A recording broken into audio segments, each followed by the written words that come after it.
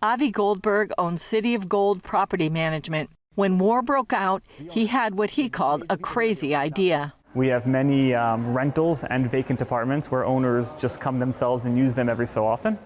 And we sent an email to our owners about the opportunity to give their homes to people down south who really needed it, who haven't been out of the bomb shelter in weeks, and many of them jumped at the opportunity.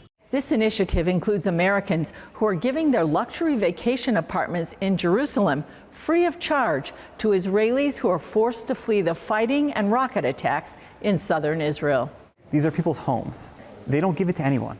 And here, they're giving it to random people they've never met before. He quickly realized evacuees needed more than just a place to stay. Our first family was about to arrive. Some owner generously gave his apartment over.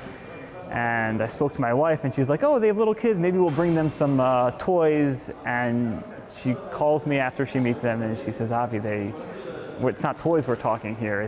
They have nothing. They came with the clothing on their backs. They don't have socks. They don't have clothing. They don't have food. They have nothing.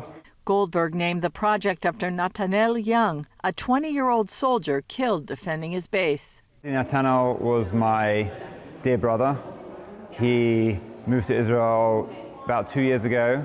Sadly, he was killed on the 7th of October when the war started, when terrorists infiltrated Israel from Gaza. While observing the Jewish week of mourning for Nathaniel, Elliot Young and family received so many gifts they wanted to share them. A lot of amazing people, different organizations, people I knew, people I didn't, brought me different packages of food and things, and we just had so much that we didn't need it. We heard about this, and I just brought a box of stuff today, and at the same time, other people are just bringing things. 100 volunteers are helping in this project. So far, they've housed more than 250 people, many of them from Netivot, where terrorists hijacked a police car and drove through the streets. The children were in the house all the time for a week and a half, full of fear, not only afraid of terrorists. Every time we heard shooting, we didn't know who it was. The fear was also from the rocket attacks. Underneath the house where we live, there was a rocket that the IDF blew up.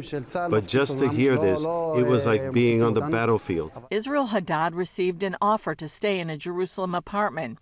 It took 2 days to decide it was safe enough to travel with his wife and 3 children. We couldn't believe at first that we arrived at an apartment that there are people like this.